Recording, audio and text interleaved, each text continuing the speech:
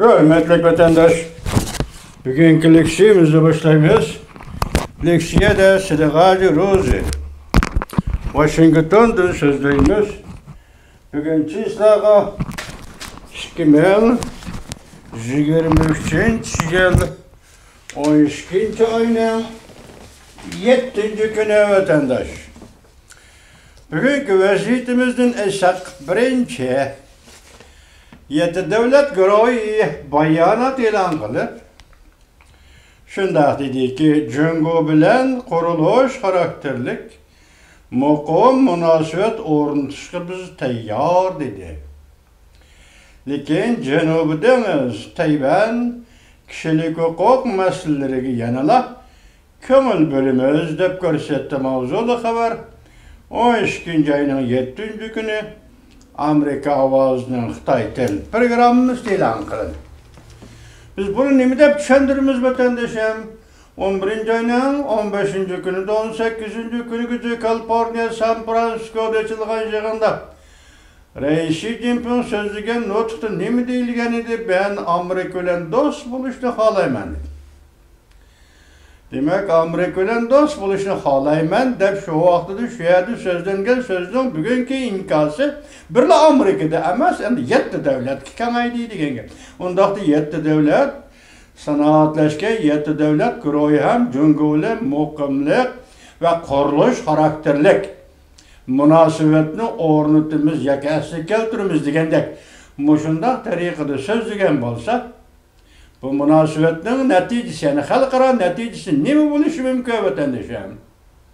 Siz biz faqatla kishilik huquq masalasida to'xtalamiz yoki kishilik huquq masalasi bo'yicha Uyg'urlarga bir ozodlik, bir hurlik, bir bo'shliq yoki bir nafas elvog'idek bir fursat yetib kelamdi deb har birimiz shuningga bog'liq arzuvla yaşayımız sebep bütün Uygur halkı ana şu günde yakında Erkin Asya Radyosu gördünüz vatandaş belki gördünüz.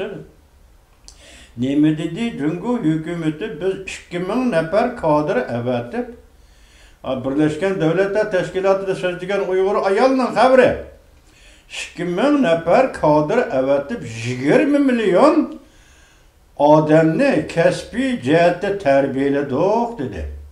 Oylap görün ha. Biz hazır 1 milyon davatimiz kolga ilingan, cezalagırı sulangan Uygurlarını. Ondan Tatyaho'nun sanı boyunca 8 milyon davatimiz Uygurlarını. Cezalagırıga kolga ilingan Uygurlarını. Bugün endi şu ayal kişi Uygur kişiyken, Uygur ayal mazlum iken, şu kişinin ağzı şu gep çıktı. Eğer 20 milyon adamını 20 milyon kıtım terbiyeledik desim o. Demek Uygur'da 20 milyon kişi cezalarına kirip çıkan buludu. Kirgine kança? Bu doğruda haber yok. Mesela cezalarına ekkerdik, solap koyduk. Diyen gepni eğizden çıkamay terbiyeledik davadıdı. Onun çıkkını kança hazırsız anladınız mı? Ben anlap bakmadım. Bir adam türmüdün sağ salamet, cezalarından sağ salamet yenip çıktı diyen sözün anlamı da vatandaş. Bu şey 7 yıl, 2017 yılda sağlığında, bu şey 6 yıl, 7 yıl istedi. Bir Uygur cezalarından çıktı diyen haberini ya radyo, ya ki başka bir medyalarda anlamı da vatandaş. Hazır bu hanım Birleşken Devletler Teşkilat Cenvedi sözlüğünde şikirdiğin kege 2000 nefer yukarıda kadir ya ki bilimlik atalmış bilimlik hanzula Xitayla Şinjan Uygur Abnum rayonunda müstemlike Uyguristan'da 20 milyon kişinin terbiyeledik deydi ya vatandaş. 20 milyon kıtım desem o cezalar kırgını 20 milyon buldu. Ya 20 milyon adamla terbiyeledik desem mi yani 20 milyon adam buldu. Öyle yapkırım ha vatandaş. Endi hazır muşunçula adam lekin bir yedi devlet guruhi bayanat ilan kılıp nemi deydi? Cungo bilen kuruluş karakterlik ve makam münasebet ornatımız deydi. Düşünen mi de vatandaş? Enadaki Avrupa Von der Leyen hanım reis Charles Michael Reyes 7. günü Beijing'e geldi. Reis Xi Jinping bilen görüştü. Matbuatlarda muşu haberden özüdüm mesela Avrupa İttifakı'nın bu reisleri Reis Xi Jinping bilen görüştüm. Burulla yolga çıkıştım. Burulla söz ibarlarını qattiq işletdi. Lekin bularning programma sözü kişilik hukuk meselesi gün tertipte mesela. En mühim muammalar sözleşidigan mesele qatarida kişilik hukuk bor dedi. Endi Avrupa İttifakı yakından beri aktif. Mesela kişilik hukuk meselesinde aktif hem astoydil. Muşundaq muamele qılıvatıdıq. Yani bunun neticesini yoki ko'rishib bo'lgandan keyingi e'lon qilingan xabarlarda buni ko'rib boqamiz vatandosh. Qanchalik so'zlashuvni matbuot berishi mumkin vatandoshim. Endi bu xabarimiz bunda tugadi. Anandaki eng muhim bir xabarimiz nima desangiz, hozir vaziyatga aloqador. Amerika Qo'shma Shtatlari Davlat Majlisi Kengash palatasi senator Ben Cardin, yani Tashqi Munosabatlar komitetining raisi Ben Cardin bundaq mavzu ostida söz, fikir bayon qildi. Amerika Qo'shma Shtatlar Davlat Majlisi Kengash palatasi Tashqi Munosabatlar komiteti raisi Amerika bu davlat tuprog'ida har qanday davlat alqigan bostirishlarga chidab turishga bo'lmaydi. Yoki yo'l qo'yishga bo'lmaydi, qarab turishga bo'lmaydi deb ko'rsatdi mavzuli xabar. 12 ayning 7 kuni Amerika ovozining Xitoy til programmasi e'lon qilindi. Xabar mundaq boshlandi. Capitol Hill Amerika Qo'shma Shtatlar Davlat Majlisi Kengash palatasi Tashqi munosabatlar komiteti raisi butun dunyoda eng murakkab davlat alqigan bostirishlarning hammasi Jungodan kelyapti. Hamda bu bostirish faoliyatlari dunyoning har qaysi joylarida tarqalib o'ltiraqlashgan musofir gruppalarga qo'rqinchli, yani ularning ovozini tinchitish, ovozini cheklash natijasi yaratdi. Qo'rqib ketgan kishi so'z deyolmaydigan bo'lib qoldi, fikr bayon qilolmaydigan bo'ldi. Ne kishilik huquq to'g'risida, yana boshqa fikr qilish kerak bo'lgan masalalar to'g'risida qo'rqib, hozir Xitoyning chet elga qo'l uzatib bostirish natijasi bagan natijasi mushu bo'ldiki, chet elda yashayotgan bu kishilar, yani g'ayriy qarashga ega kishilar so'z deyolmaydigan, gap qilolmaydigan, savol so'ramaydigan holga keldi. Amaliyat shunday vatandosh. Amaliyat dalshab shuning o'zi va masalan Davlat Majlisining yana bir nafar Cumhuriyetçiler Partisi mansublar bunda ko'rsatildi. Jungo ve başka Rusya qatarlıq devletlerimi del mushundaq uzun qo'lini nereye so'zib turib başka devletlerge opirib bostirish bilan shug'ullanayotgan devletler bor. Hozirgi dunyoda ikki lager demokratiya erkinlik o'ziga bel qilgan davlatlar lageri, yani mustabidizm diktatora ve populizm hayvisini belli qilgan mustabid davlatlar lageri ikki lagerga bo'lindi dunyo. Biroq hozir bu dunyoda Xristian ichidadi, bir-biriga devaylab turgan Xristian ichidadi.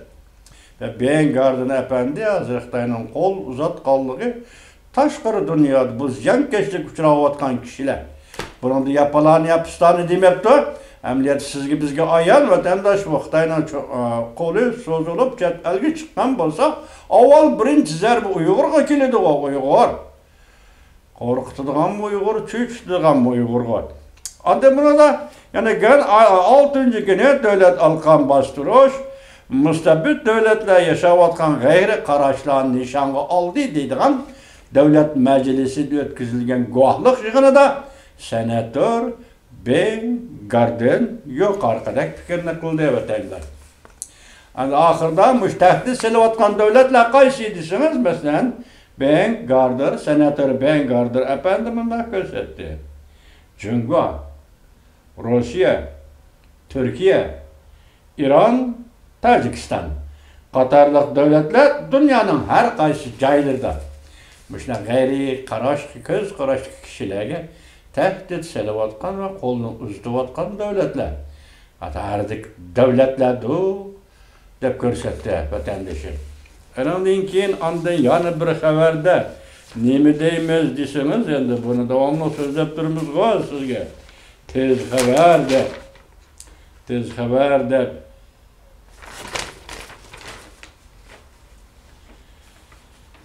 hozir hisobda xalqaro cho'ng shirkatlar masalan Jungoga xiris e'lon qildi.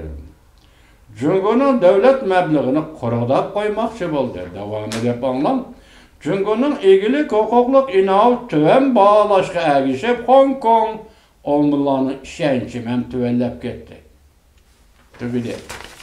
Omillarning ishonchi mu adab ketdi. Az uchraydigan bir ish hozir masalan ekranda Jungo Kompartiyasining ishki qismida jidal majra ko'tarildi. Voy, buni tunugin deganmizmi-ki ya?